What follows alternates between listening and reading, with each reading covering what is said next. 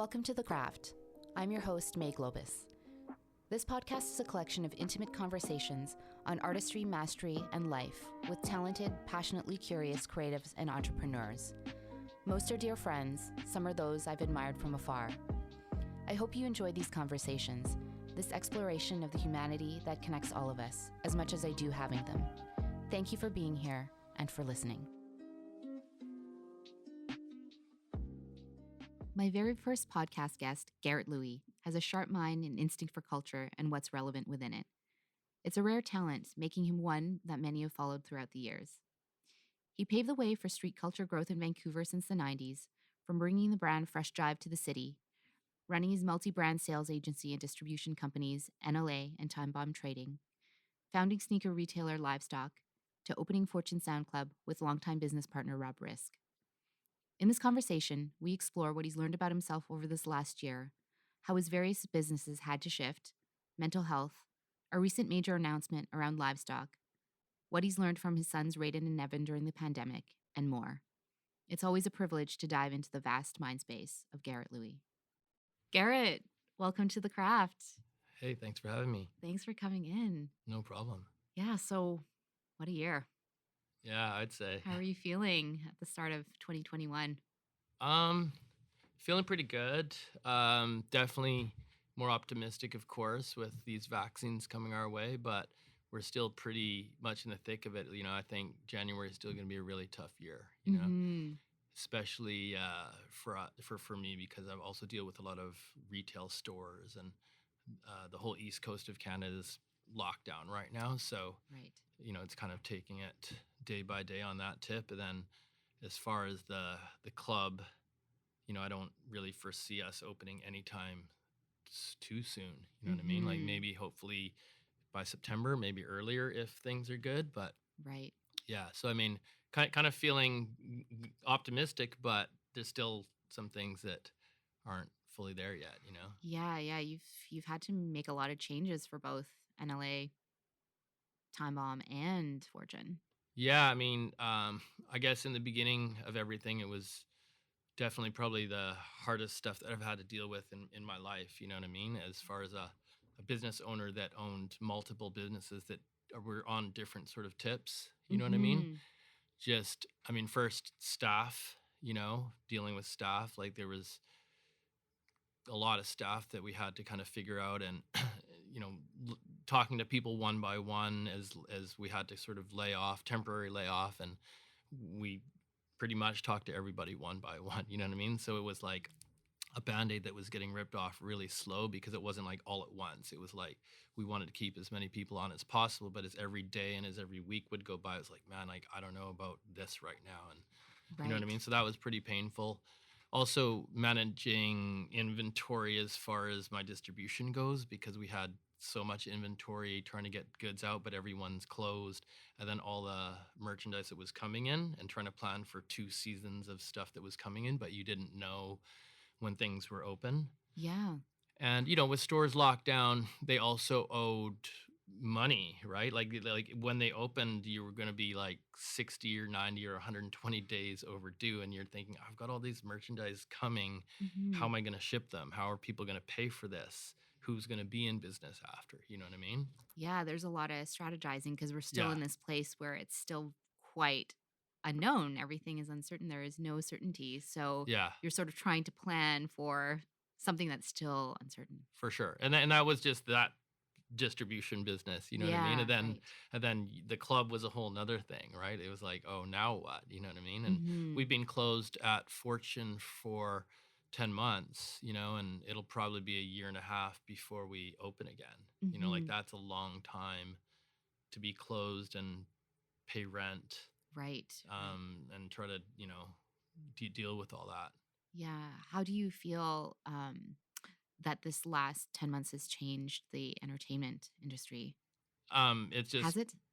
I mean, it's just been decimated, you know, like it's pretty sad, you know what I mean? Like I there's no light there, I don't think, you know, like I can't see, you know, a lot of things. Oh, well, at least this happened or that happened. Like as far as everybody in the entertainment hospitality industry, I just see it's pretty sad when you think about it. You know what I mean? Mhm. Just all the DJs and musicians and all the people in it. You know what I mean? Mhm. I mean, I guess the other thing is maybe though those people are pivoting to something else, like as far as a side hustle or a main hustle where DJing and music could be something else. Or if you're a musician, maybe you're creating some amazing music that I can't wait to see and Yes. hear down the road. Like I think music will be pretty amazing if people aren't touring and we can just go in the studio and make music. You know what I Right. mean? Right. Yeah, Yeah. there's a lot of major albums that dropped this year from musicians who are like, we just got into the studio because we couldn't tour, Right. and they just put out a bunch this year. Yeah, Yeah. exactly.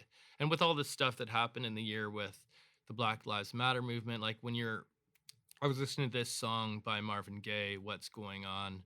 It's an old song, and you listen to the power of that song, and it kind of feels relevant for what's going on now, but at the same time, it's talking about the Vietnam War, and it just at that time and what that emotion can spark for musical artists with all the stuff that's been going on. So it's going to be interesting to see the Mhm. creativity going forward. And I think creatives were able to be creative and work on those skills, which is probably a good thing too. Right, Yeah. right. I mean, you talk and have lots of musician friends. What are they saying in terms of like how they've shifted in this time? Have they been more creative? Um, I think everybody's at different phases. I think some won't even come back to DJing. Like I could see a lot of people that were a little bit older and it'll be a year and a half since they played. Like it's gonna be interesting to see, you know what, like I'm done with DJing type thing. And now Mhm. I'm doing this. I mean, I talked to some people that got full jobs for the first time. Like, holy shit, I had to go and get a job and I'm applying at FedEx from applying here or doing construction or whatever. Right. And then there's others that are, holding on and doing live streaming and trying to think of creative ways to do that and still, connecting to the community. And maybe some that Mhm. kind of moved into the production side of things. So I Mhm. think everyone's at a little bit of different phases with it. And for sure, everybody had to probably think about it. You know what I mean? I personally think that it is a little bit of a window, it pushes you for like 5 or 10 years ahead. And whether you're dealing with this situation now or whether you're 35 or 40 or 45, you're going to have to kind of come to a realization at some point if you're a DJ and go, okay, now what? So maybe Mhm. you're thinking about that a little bit more now, and maybe you can take this opportunity to figure out that now what, because Right. you will hit that point at some part, because the DJing for the most part is a young person's game, Right. you know. Yeah. Yeah, it takes a lot of energy every night being Well, out just there connecting and to that culture too, like I mean, there's always somebody turning 19, so there'll always be people that want to go out, but it's just I know a lot of people that have done it for a long time, and that's amazing, but I just think there is an age limit, like there's not a lot of 60 and 50-year-old DJs, but there are some legends out there like your mhm. Jazzy Jeffs and your Grandmaster Flashes and guys like that are global and they're still killing it out there. So don't get me wrong, but the average DJs are rocking to these crowds that are between 19 and, whatever age, you know Yeah, what I mean? that's right. Yeah. Yeah. And like where are you at? How has the events of the last, 10 months to a year, how has it evolved you or changed you? It's been pretty crazy. I'd say this is 2020 was probably the worst year of my life, just navigating all this stuff business wise. But then when I look back on it, I won't say it now, but I might say it was also the best year of my life because, not only was there, figuring out the businesses, which was incredibly challenging, but during that during that time when I had like a month where I was working from home, and I've never done that before. So the novelty of that was kind of interesting, but it wasn't relaxing because you're trying to deal with all this stuff. But during that time, I also realized like when I couldn't be blasting off emails, like pretty much we didn't even have staff around and things were, trying to figure it out. I was like, I saw my family being really creative. Like the kids are into music and photography, and they were kind of doing their hobbies, and my wife was doing her thing, and here I was, on a weekend where I didn't have to work, just kind of losing it, like just not not really relaxed. And I kind of realized like I lost a lot of my time to have a hobby, because it was so revolved around work for so long. So I started kind of thinking ahead because it's something that I'm always having to do with work is planning ahead. And I was like, wow, like I have a kid that's just graduated this year, and like what if they move out at some point and we want to downsize into this? Like I won't be able to have move any of this stuff into a smaller place if we wanted to. And I just took this time to like start selling all my personal items. So that Mm, was really interesting. Like it was something that I always wanted to do, because if I wasn't wearing it or using it, I was like, why do I have it? right. But I'm talking like, old sneakers or toys or anything that wasn't being used or worn, was just got rid of it. And that took a long time. Like that took many weekends and nights and months, but it kept me busy, and I feel really good to have cleansed all this stuff. Yeah, you Marie Kondoed yourself. Yeah, in a way, but I also Hmm. felt like getting rid of it also meant, another phase, like, well, I don't really want to put anything into my house anymore. Like I'm going to think 3 times before I really buy something and put it Mm, in. So that was cool. But then I started to think, if you're not really buying things and you don't really want anything, well, what is life about, and COVID obviously makes you realize, like, okay, the roof over your head is the most important thing, and food, okay, that's cool, taken care of. So started cooking a lot more and having the time to like cook better meals and like science that out. So I was like, that's a great mhm, little hobby and something fun to do. And then from there I started trying to control, what I could control myself, because a lot of this stuff was so out of your control. And I am used to a little bit of that control, or having to have some of it because you're having to plan. But when you just have no control over this stuff, you don't know what's going to happen. It's like, well, what can I control? And I started just working on myself as far as, exercise routines mhm. and, You were getting out into nature quite a lot. yeah, I know you nature, were yeah, for mentioning that. sure. Yeah, nature, exercise routines and intermittent fasting, and lost quite a bit of weight doing that, and just working on myself, which was like, okay, like that's something I Mhm. can do, boost that immune system. Like at least it's something to keep me busy as well Right. and keep Yeah. that going. You know what I mean? Yeah. So that was really interesting. And then I think in Was this this, the first? Sorry to interrupt, but I just wanted to ask. Do you feel like this is the first time in a long time where you were self caring? yeah, yeah, I think so. Like it was just like so worried about everything else, like work and employees and all this sort of stuff. So I actually haven't really focused on myself for a long time. You know what I mean? Like, and I realized that, and then kind of went through that whole phase, and that was quite a bit, and working on like crazy amounts of work on top of it.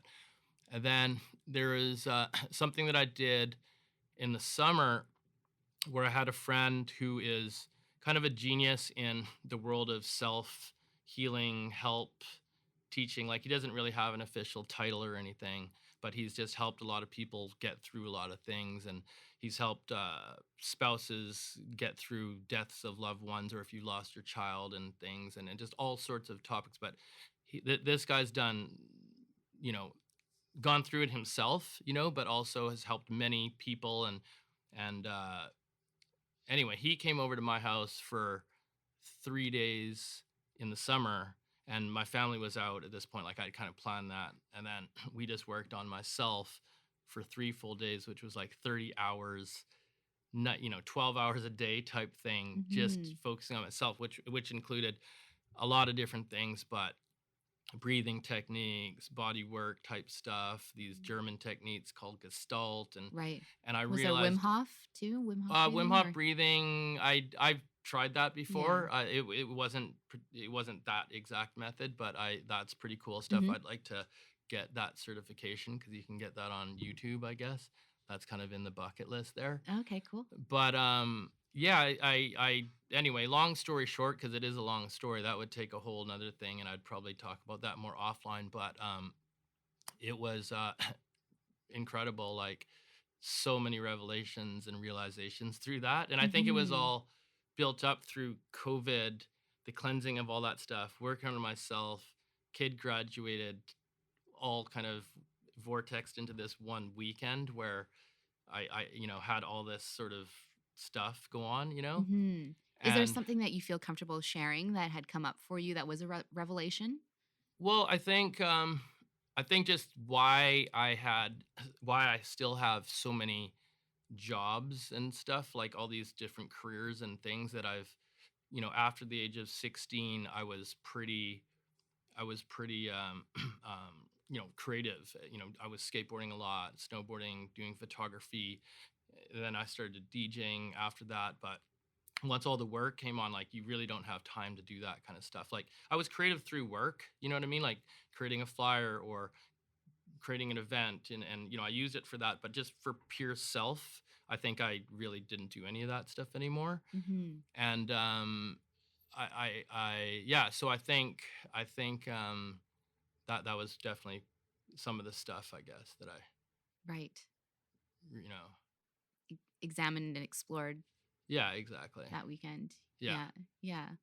Um, you were talking about growing up, you know, skateboarding and being creative. I'd love for people to get to know you a little bit more. Like, what were you like as a kid? What was childhood like? I know that you're in business with your dad, Nick, and what was mom like?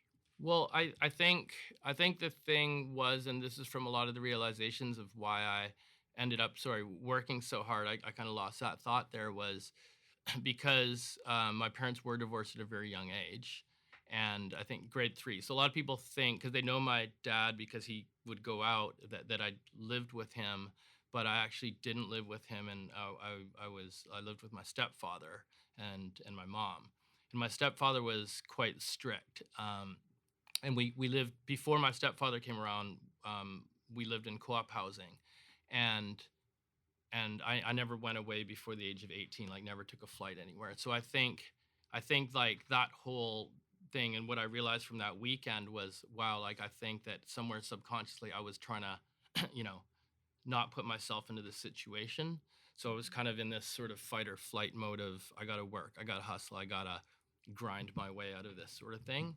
And that's what gave me my work ethic, you know what I mean? But now that was kind of that story. That was like the story before the age of 16 was more of a Fast Times at Ridgemont High sort of teen party sort of vibe. And then from 16, 17 till now, it was more of this fight or flight kind of in the trenches, apocalypse now, like work, like that kind of Hmm. mode. And now it was just more like figuring out now what do I want this sort of last or final like other chapter of my life to be, you know what I mean? Right. Which is maybe a little bit less.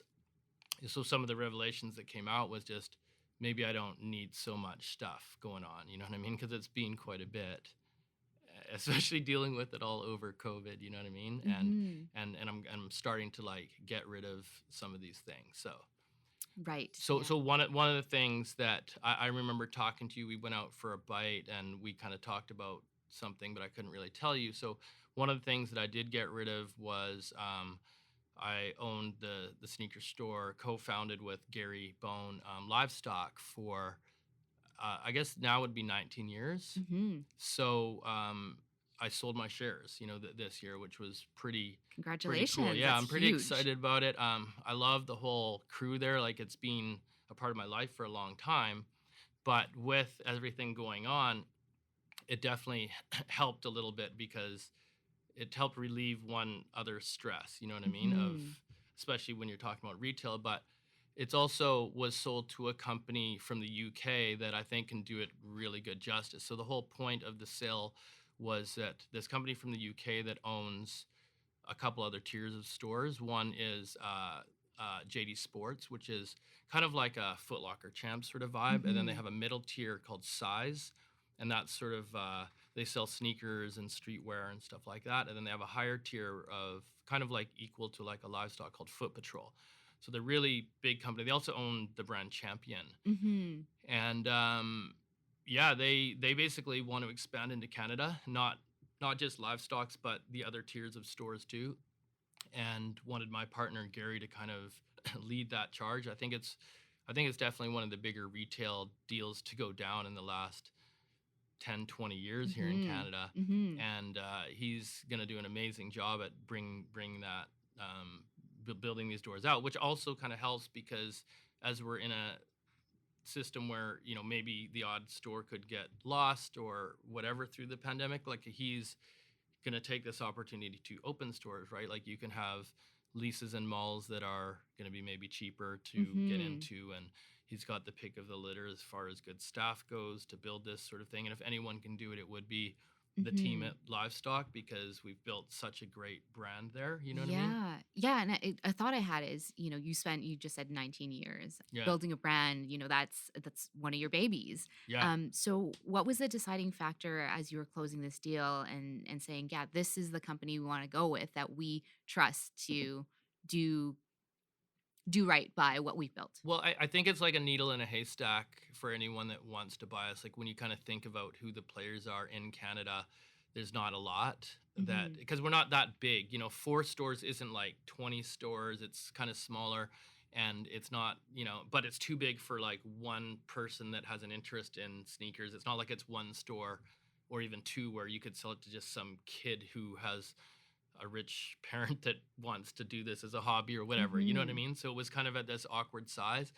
And there really wasn't many people, I felt. And then if you're from America, one of the bigger stores down there, I mean, do you need us to get these accounts? Do you need the infrastructure, or would you just open one yourself in Canada? Like all those logistics. But this company is a massive company, and I think I think they'd like to start exploring into North America, like maybe even the US at some point. I mean, I'm Mm-hmm. just thinking this. And Canada's always a good testing ground because we're not quite America, like we're a little bit more closer to Europe as Right. far as the vibe goes. So I think, yeah, I think that's basically the offer was there, the money was there, and we felt that the infrastructure was there to make it happen, and it would be a great Mm-hmm. opportunity for livestock as well as all the for Canadian retail.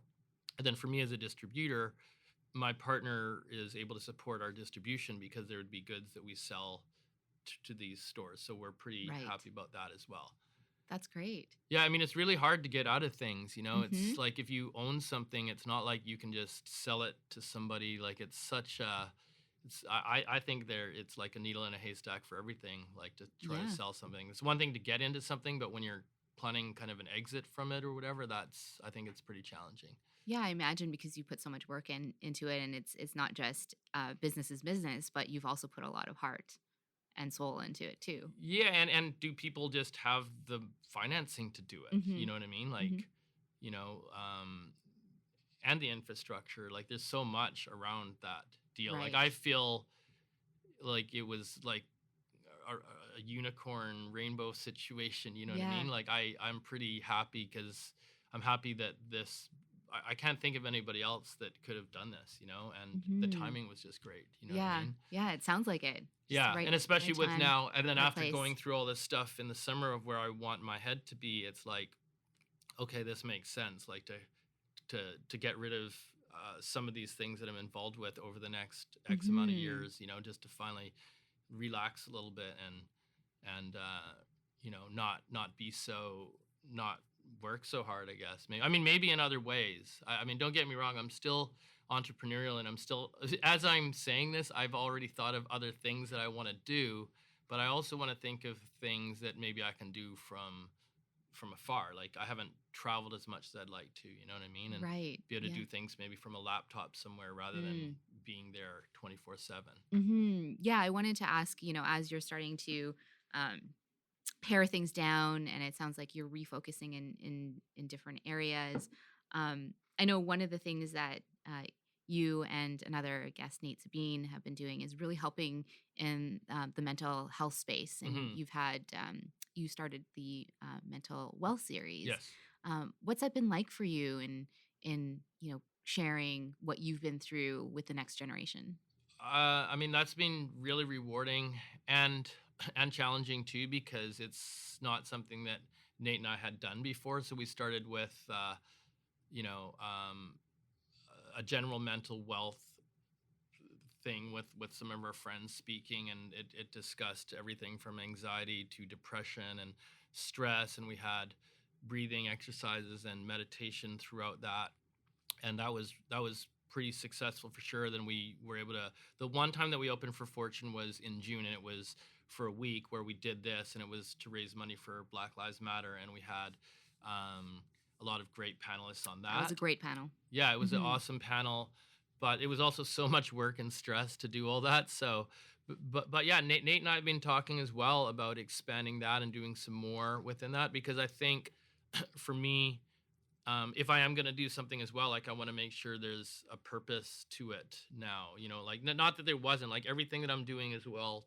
too, we're still making sure that we have a purpose with it as well. Like if we're getting goods, a lot of our goods are sustainable goods, and looking for brands within that for our distribution, and looking at other brands that are going to be useful going forward. So we've kind of Mm-hmm. looked at, we're always open-minded to different things. We're not in one sort of lane there. Yeah. And it aligns with your current mindset of like, what do I really need? Yeah, exactly, your needs. And I think like I'm gonna be pretty, more stoked and fulfilled to be able to help the community more, to do stuff like that. So I mean, Mm-hmm. that's definitely an angle that I've looked into, post post the next 5 years or whatever, like helping in with that sort of community, whether it's working on films, producing films for, to help that, or podcasts, or Mm-hmm. or YouTubes or whatever. Because I have some friends in Right. that community, Yeah. something within there. Yeah, Nate and I were chatting last week, and I was saying to him the first mental wealth series you did with the pro snowboarder that Yeah. had gone through quite a bit and Yes. had the breakdown, and there was a Q&A after, and I was saying to Nate that I wasn't sure if there was going to be a lot of questions, because there were a lot of younger generation in the audience, and I Yeah. wasn't sure how they were going to engage. And I was saying to him that I was surprised at how many questions did come out from them, in terms of like, how do I actually connect in person? Right. And yeah, it just made me realize like that the next generation, they really do need support in that area. And I'm curious to know, with Raiden and Nevin, um, how have they been throughout this last 10 months, and how has it affected them? I would say, I'd say, I mean, I guess it's probably it. This kind of not affected everybody in the world, like somehow, Mm-hmm. but they were definitely pretty inspiring to me personally, because while this was going on and things were kind of locked down, and I was pacing around the house trying to figure it out, these guys were being their best creative self, because they, make films, they play instruments, and they do photography. So and make music. So I mean, they could spend hours during the day just doing all of that, and they're really into outdoors and nature and all that kind of stuff. So it was definitely kind of, I think like I'm learning so much off of them right now, Yeah. because I see that, and I'm like, oh wow, like these kids aren't into material things and into consumerism at all, and they were actually part of an inspiration of why I ditched all my stuff, because um, Nevin's past size 9 shoes. I have a bunch of size 9 shoes that I wasn't wearing, and I was like, guys, if you ever want, like, you can grab one of these shoes. And he didn't. Like, he has his own style. And Raiden was size 9 now, and he didn't really. He's maybe grabbed like one or two of my shoes in the whole period of time. So I was like, well, they're not really caring about them, and nor should they. Like a pair of Jordans, I I I I related to that because we were skating back in the days, and the Jordan 1 came out, and that was kind of the skate shoe. But he didn't grow up with that era. Like Jordan wasn't playing when these kids were growing up. So they heard of him and they know of him, but it's not like, "Oh man, you have those, dad. Like I got to mess with those." So when they kind of didn't care about him, I was like, "I don't wear these anymore anyway. Like why do I have them? Like I'm going to get rid of this stuff." Mm-hmm. So I'd say there's that. And then just, yeah, just, you know they influenced me quite a bit, as far as like getting back to, like, Nevin's been off social media for a while, and Raiden just, he was off it for about 7 months, and then just goes on the odd time to post a photo. But I've, I kind of learned from that too. Like, well, and I went off it for probably a month and a half at one point. I was like, yeah, Mm-hmm. you know what, like, F it, like I'm gonna get off it. So film photography, these kids got into, they're developing film at home, and then I ended up buying a Contax camera, and they're helping, develop. So it's kind of fun. But like I like the fact that they're into these old school sort of methods of doing things, like the Right. old ways of doing things, Hmm. which is very different, because a lot of kids are really up on the technology side of things. But it's cool to see them trying to do things the old way and it's Right. definitely influenced me a little bit to appreciate that old vibe. You know what I mean? Yeah, yeah. And it sounds like it this time has connected you, maybe reconnected you and your sons and over certain, hobbies. Yeah, I mean, definitely. Well, I mean, the cool thing is like Raiden was DJing too back in the day. Like he was Mhm. DJing, so I got to see him, which I didn't think because he's not 19 yet, and I knew I'd probably be out of the clubs before he turned 19, but I didn't think I'd ever see him DJ in the clubs, and that always kind of connected us to music. You know what I mean? And it's Mhm. always cool to like, what are you guys listening to, and trade music back and forth. You know what I mean? Mhm. But Right.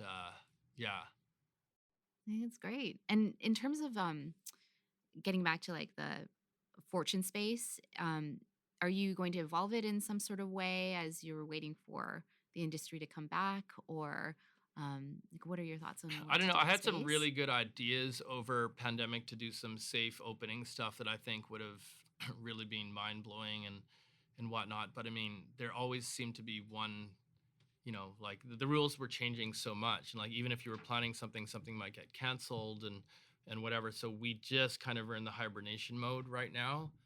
Um, we don't even have really any staff at this point. Like we have Jordy and Curtis, like our two managers, but as far as everybody else goes, like we don't Hmm. really have staff right now. We're hoping if we open, like people will come back, but I'm also assuming they've figured something else out. Like you're not gonna wait a year and a half to work at the club again. You know what I mean? Yeah. And what that looks like. I think like we're gonna go back to live shows. I know it's gonna be one hell of a party when we do open. I'm pretty sure people have a lot of.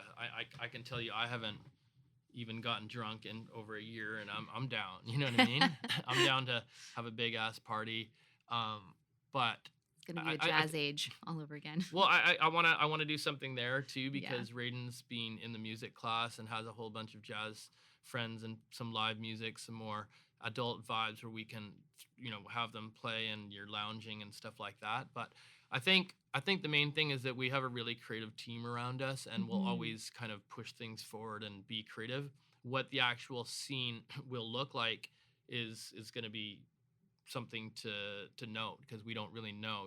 I already felt like there was already craft bar places, beer places coming out like the last 10 years, and people are dating differently like on Tinder and apps. So back in the days, the club would be used to listen to music for the first time, and Hmm. now there's streaming. So you can actually hear a song that comes out on streaming or whatever before a DJ played it, where before it was all about the DJ playing it, and that's the only place you could hear it. There were no radio at that time. Hmm. So, you know, there's that. There's dating is done differently now. Dancing has to be done at the club. Seeing live shows have to be done at the club. But I Hmm. think Fortune's always been a place where we've been different all the time, right? Like maybe it's art shows and fashion shows and Hmm. different community events, the mental wealth seminars, yoga, whatever. And I Yeah. think we'll continue to push things forward because I've never really considered Fortune as just like a club. Yeah. It's more like It's a a community venue, space. Yeah. and whatever weird thing you can think of, like let's try it. You know what I mean? Right. Yeah. Yeah. So, as I said, I do know one thing though. Like, there's always somebody turning 19. Like, there's a whole bunch of people that in the last year that turned 19 that have never been to Fortune before and are probably Hmm. like, oh, this would be cool. And long before, like, long after I get out of this business of the clubs, it'll still be going because there's always new people coming into that. You know what Hmm. I mean? Yeah. Yeah. And what are your hopes for yourself in 2021? For myself, Yeah. um, just to stay sane, I guess, throughout the whole thing. Like, I'm hoping. I mean, the other thing I did too over pandemic was we've been working on this brand called Taken, which is a bag brand, and we're releasing our first apparel collection out of it. So I pretty much put together an entire apparel and bag collection during this thing, and we're launching it for the first time this season. Nice. So that's been like a lot of extra stress and weight, Hmm. added to it all because it's a fairly new experience. But yeah, I hope that goes well. I hope that stores and restaurants can open to their full capacity. That things, I really just, yeah, I hope that I'm kind of, even though, as I said, there's been a lot of positive stuff over the whole thing, and that I've realized a lot of things, I feel that I'm kind of over that now. You know what I mean? I definitely miss a lot of things, and connecting with people and being able to get on with our normal lives, Mm-hmm. somewhat normal lives or whatever. So yeah, I'm hoping that. I mean, last year's summer was pretty fun, I would say, even though a lot of it was outside and the pandemic was on. But that was pretty tolerable. So I'm Yeah. hoping that things do get better, and also, of course, to save lives out there. I have a friend that's in Vancouver that's 2 months into COVID, and he's still feeling like 5 out of 10, like 4 out of 10. It's really hard to breathe. I have a friend Wow. in California that's on in ICU in critical condition. He's been in the hospital for 16 days on a ventilator for that long at the max capacity right now. So I just hope that this kind of settles so that more people don't die. You know what I mean? Mm-hmm. Mm-hmm. So, Hmm. And thank you for your time always. I always really enjoy chatting with you no and problem. shooting the breeze. But the question that I always ask my guests is, with all of the things that you are doing, what is it that you hope to leave behind in the world? Yeah. I don't. I don't really. I haven't really thought too much about, like, it's a pretty deep question, of course. Um, I think about. I guess you kind of subconsciously think about this stuff all the time. I don't know. I think there's still more that I do want to bring to this world, and I guess we'll have to see in the next 5 years what I can do. But I'm definitely down to contribute more to this society and community, and we'll see how that goes. Yeah, yeah. I mean, you have for a long time, and I'm excited to see what you continue to put out there. Thank you. Thanks, G-Man. Yes. If you enjoyed that last conversation, be sure to check out more episodes of The Craft on Spotify and guest photo galleries on the website at wearethecraft.com. Thanks again for listening.